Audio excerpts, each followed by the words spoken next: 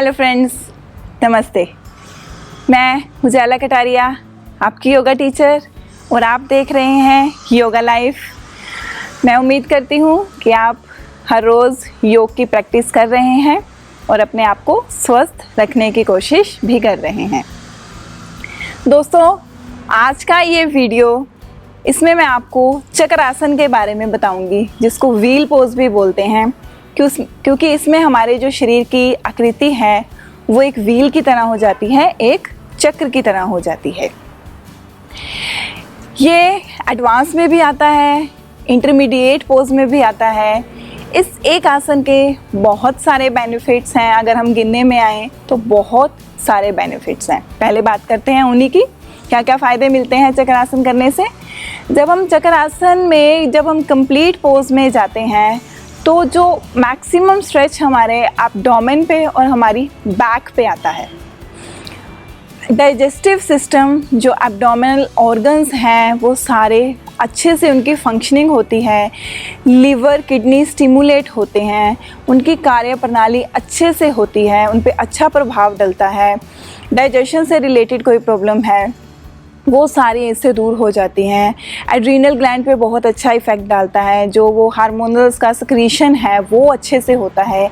इसके अलावा हमारी रीढ़ की हड्डी को मजबूत करता है, फ्लेक्सिबल करता है।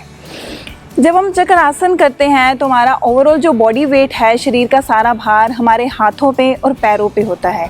इससे हमारी बाजुएं और हाथ मजबूत होते हैं, स्पेशली हमारी कलाई, हमारा टखना, ये चीज़ें जो हैं मजबूत होती हैं, वो स्ट्रेंथ मिलती है उनको। और जो ब्लड का फ़्लो है, जब हम चक्रासन में होते हैं तो ब्लड का फ़्लो हमारा सारा हेड की तरफ जाता है। आँख से रिलेटेड, नज़र से रिलेटेड कोई प्रॉब्लम है, कानों से संबंधित कोई प्रॉब्लम है, रेस्पिरेटरी सिस्टम से रिलेटेड कोई प्रॉब्लम है, उसको भी ये दूर करने में हेल्प करता है।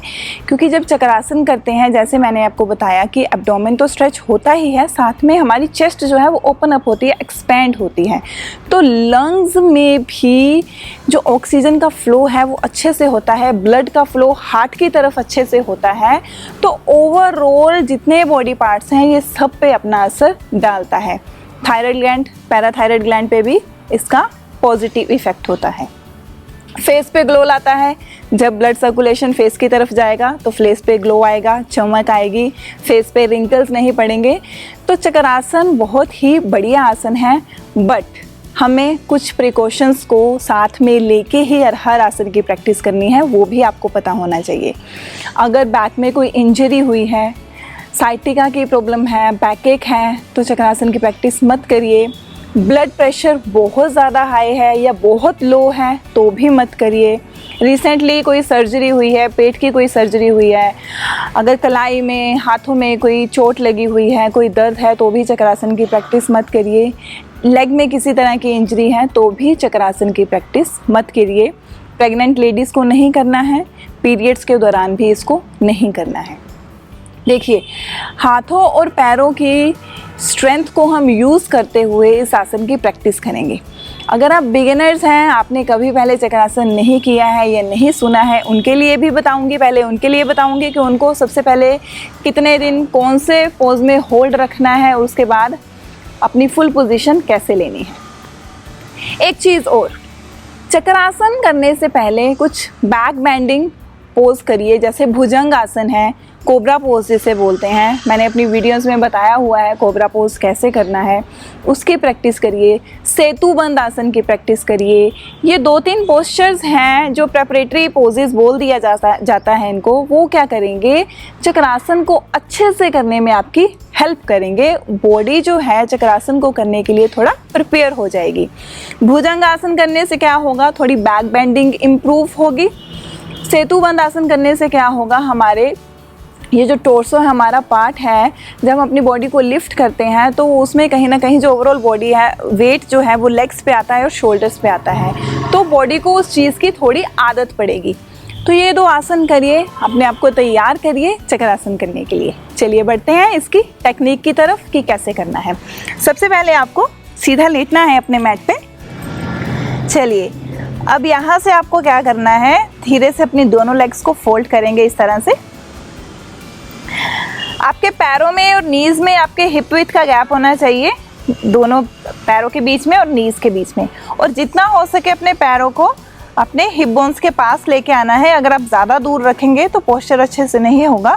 इस तरह से चेक करने के लिए क्या कर सकते हैं, ऐसे देखिए आपके हाथ से आपकी पैर की जो एड़ी है वो ऐसे टच होनी चाहिए। अगर इस तरह से देखो पकड़ी जा रही है, ये हम चेक कर सकते हैं अपना पोज। ये तो हो गई लेग्स की पोजीशन। अब यहाँ से क्या करना है, आपके हाथ इस तरह ज़मीन पे हैं, अपने हाथों को ऐसे ऊपर की तरफ घुमाते हुए पूरा इस तरह से अपनी उंगलियों को अंदर की तरफ लेके आना है। जो आपकी फिंगर्स हैं आपके हाथ की, आपकी बॉडी की तरफ होनी चाहिए ये चीज़। और जितना हो सके अपनी उंगलियों को अपने शोल्डर्स के नीचे प्लेस करिए, ज़्यादा वाइड नहीं रखेंगे, ये चीज़ आपको ध्यान में रखनी है। अपनी उंगलियों को पूरा शोल्डर्स के नीचे इस तरह से। और आपकी जो एल्बोज़ है वो भी ऐसे वाइड नहीं होनी चाहिए, तो अच्छे से बैलेंस नहीं कर पाओगे आप आर्म्स पे। अपनी एल्बोज़ को इस तरह से क्लोज रखना है, अपने फेस के पास रखना है ये चीज़। चाहे तो हाथों की उंगलियों को पूरा स्प्रेड करते हुए रखिए, एल्बोज इस तरह अंदर की तरफ रखेंगे। ये तो हो गई पैरों की पोजीशन और आपकी एल्बोज की पोजीशन आर्म्स की। अब इसके बाद आपको क्या करना है, धीरे से अपनी बॉडी को थोड़ा सा लिफ्ट करेंगे, अपनी कमर के हिस्से को इस तरह ज़मीन से उठाएंगे और यहाँ पे थोड़ी देर रुकने की कोशिश करें। ये पहला स्टेप है। हमें थोड़ी देर, अगर आप बिल्कुल बिगिनर हैं, फर्स्ट टाइम चक्रासन की प्रैक्टिस कर रहे हैं, तो थोड़े दिन के लिए इतना ही करें, इतना होल्ड रखें और ऊपर उठाएं और ऊपर उठाएं इस तरह से। ये हो गया हमारा फर्स्ट स्टेप। इतना कर लिया, चलिए अब बढ़ते हैं अपने दूसरे स्टेप की तरफ। उसमें क्या करना है, उसमें हम अपने हेड को थोड़ा सा लिफ्ट करने की कोशिश करेंगे। अपनी आर्म्स की स्ट्रेंथ को यूज़ करते हुए पहले अपनी कमर को उठाएंगे, अपने हाथों पे वज़न डालते हुए सिर को उठाते हुए सिर को ऐसे अंदर की तरफ प्लेस करेंगे इस तरह से। जो पूरा वज़न है आपके हाथों पे आपके सिर पे आना चाहिए, ये पोजीशन रखनी है। थोड़े दिन इतनी ही प्रैक्टिस करनी है। जब आपको लगे इतना हो गया, फिर धीरे से अपने हाथों पे पूरा अपना बॉडी वेट डालते हुए अपनी बॉडी को अच्छे से लिफ्ट करेंगे इस तरह से। कुछ लोग क्या गलती करते हैं, जो अपना बॉडी वेट है वो ऐसे अपने नीज पे डाल देते हैं, ये गलत है। नीज को इस तरह स्ट्रेट रखना है। आपका जो नी है वो डायरेक्टली आपके एंकल के ऊपर प्लेस होना चाहिए, पैरों को ज़्यादा नहीं खोलना है। और अपने हेड को अपने आर्म्स के बीच में रखना है, अपने हाथों की तरफ देखते हुए आंखें खुली रखेंगे। जितनी देर रुक सकते हैं कंफर्टेबली उतना ही रुकना है। उसके बाद धीरे धीरे फिर से एल्बोस को बेंड करते हुए पहले अपने हेड को नीचे ड्रॉप करेंगे इस तरह से, और फिर धीरे धीरे अपनी अपर बॉडी को वापस लाएंगे एंड रिलैक्स। चक्रासन करने के बाद शवासन में प्रैक्टिस ज़रूर करें। थोड़ी देर रुकें, अपनी बॉडी को रिलैक्स करें, लंबा गहरा सांस लें और धीरे से वापस। फिर से लंबा गहरा श्वास अंदर, धीरे से छोड़ दें और फिर धीरे से उठकर बैठेंगे। तो ये था wheel pose chakrasana. I hope आपको समझ आया हो कि कैसे शुरू करना है, कैसे वापस आना है। अगर चक्रासन करने के बाद आपको लगता है कि आपकी रिस्ट में, आपकी कलाई में थोड़ा सा डिस्कम्फर्ट है, कोई पेन है, तो आप उसको बाद में इस तरह से अपनी रिस्ट को इस तरह से रिलैक्स कर सकते हैं। इस तरह अपनी मुट्ठी को बंद करते हुए घुमाएंगे, थोड़ा रिवर्स में घुमाएंगे तो उसमें आपको आराम मिलेगा। अगर आपको अच्छे से समझ आया है, वीडियो अच्छी लगे तो ज़रूर लाइक करें। चैनल को सब्सक्राइब नहीं किया है तो ज़रूर कर दें। योगा लाइफ के साथ जुड़े रहें, फेसबुक पर भी, यूट्यूब पर भी। Thank you.